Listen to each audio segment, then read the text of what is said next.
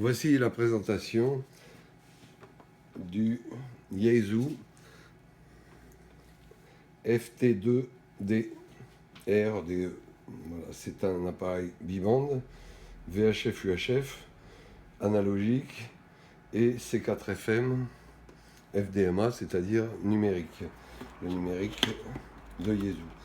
Donc dans la boîte, on trouve évidemment le manuel, le bloc secteur qui permet de brancher l'appareil sur le côté ici pour le recharger, la batterie qui se clipse à l'arrière de l'appareil comme ceci. C'est une batterie donc de 2200 mAh, voilà, original Yaesu,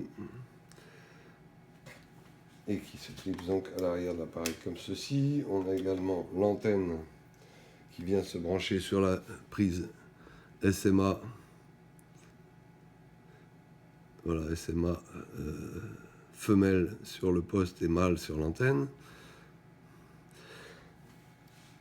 Voilà, une antenne bibande pour le portatif.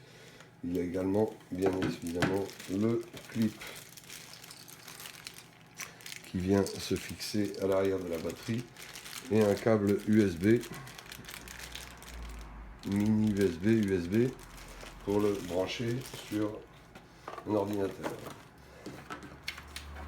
Alors le poste par lui-même, c'est un appareil, donc on a dit VHF-UHF, qui sort environ 5 watts de puissance, qui est un double récepteur simultané VHF-UHF. Il se met en route sur le côté de l'appareil, ici. Voilà, l'écran s'allume. Et donc vous avez la fréquence haute et la fréquence basse qui sont affichées simultanément et qui sont reçues simultanément également. Donc c'est un écran tactile, donc il suffit d'appuyer sur la fréquence du bas pour être dans le mode UHF et fréquence du haut pour être dans le mode VHF. Pour sélectionner les modes, vous avez une touche qui vous permet de choisir le mode soit automatique ou manuel. Vous avez, c'est-à-dire vous êtes en C4FM automatique, analogique, numérique. Vous pouvez aussi passer en mode manuel et à ce moment-là choisir le mode. Vous voyez ici dans l'écran en haut à droite le mode DN, VW, tout ça c'est du numérique. FM c'est de la FM. Et quand il y a une petite barrette sur le dessus, c'est mode automatique. Donc il passe en C4FM s'il y a du numérique, il passe en analogique si c'est de l'analogique. Là vous avez une touche d'accès rapide aux menus principaux, dont la puissance d'émission ici. Donc écran tactile, vous appuyez, vous réglez la puissance avec la molette. Voilà, sur 4 niveaux. Voilà. Et pour revenir, c'est la touche back.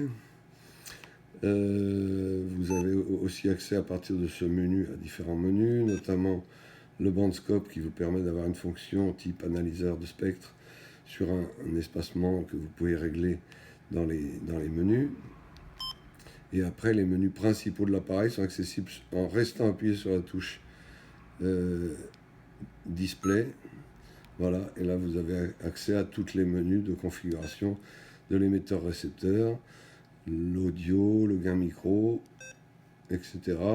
À chaque fois quand vous voulez revenir en arrière, vous appuyez sur la touche back, vous choisissez avec le doigt sur l'écran le micro gain par exemple, et pour revenir en arrière, vous revenez sur back. Voilà comment configurer l'appareil, les pas d'incrémentation, etc. Vous pouvez choisir le menu en faisant dérouler ici, et une fois que vous avez choisi votre menu, vous cliquez sur le menu et ça l'affiche. Voilà, retour avec la touche back. Voilà, donc la particularité, c'est l'écran tactile, le grand écran tactile. Sur le côté, on trouve donc la prise d'alimentation dont je vous parlais tout à l'heure. une prise micro écouteur, donc type Yaesu à 4 contacts sur un seul jack. Et puis après, vous avez une prise data au-dessus, une prise, donc la prise data ici, et au-dessus, vous avez un emplacement pour mettre une micro SD, une carte micro SD pour éventuellement sauvegarder la configuration.